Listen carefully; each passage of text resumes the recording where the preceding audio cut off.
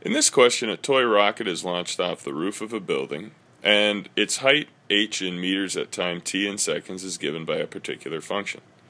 We want to know how high the roof is, when the rocket will hit the ground, when the rocket passes at roof level on the way down, when the rocket achieves its maximum height, what the maximum height is, and the length of time that the rocket is above 88.2 meters.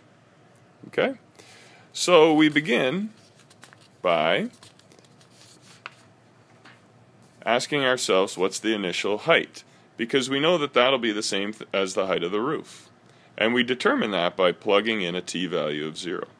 When we plug in a t value of 0, our function value is 39.2, and that means that the height of the roof is 39.2 meters. For the next question, we want to know when the rocket hits the ground. Well, that means that the height will equal 0. So we're going to set the h value equal to 0, and we're then going to try to solve for t. And since we have a quadratic, we can try to factor. The quadratic formula would also work here. So we'll try to factor this out. We get t squared minus 7t minus 8 as one of the factors, and we can factor that further to t plus 1 and t minus 8, meaning that t is negative 1 or t is 8. Well, negative 1 doesn't fit this model, so we know that the rocket hits the ground after 8 seconds. Okay, then for the next part, part C, we want to know when the rocket reaches the level of the roof on the way down. Well, that means we're going to set our height equal to the height of the roof, which is 39.2. When we do that, we get 39.2 equaling negative 4.9t squared plus 34.3t plus 39.2. We have a quadratic in terms of t, so we set one side equal to 0, and we get a t values of 0 and 7. That means the rocket passes back past the roof level on the way down at 7 seconds. Because the first time it was at roof level was when it was launched, the second time was when it came back down.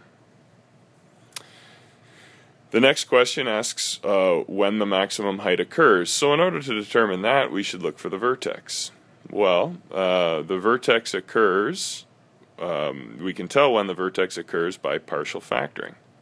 So we rewrite the expression for height in terms of t, and then partial factor, and we can see that our axis of symmetry by partial factoring has to be at a t value of 3.5. Well, that means that the rocket achieves its maximum height after 3.5 seconds. Part E asks us what the maximum height is.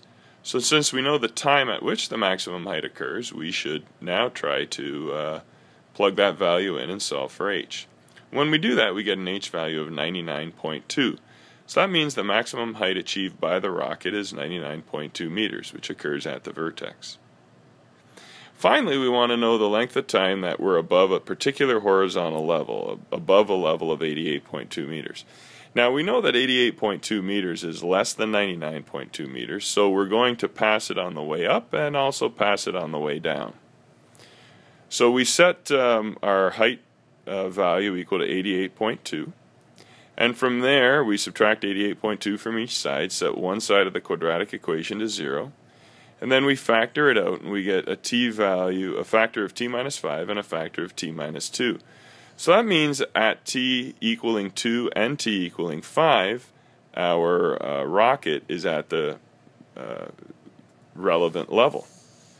So that means that it hits the relevant level on the way up at 2 seconds, and it hits the relevant level on the way down at 5 seconds. So therefore, the rocket is at a height of at least 88.2 meters for those 3 seconds.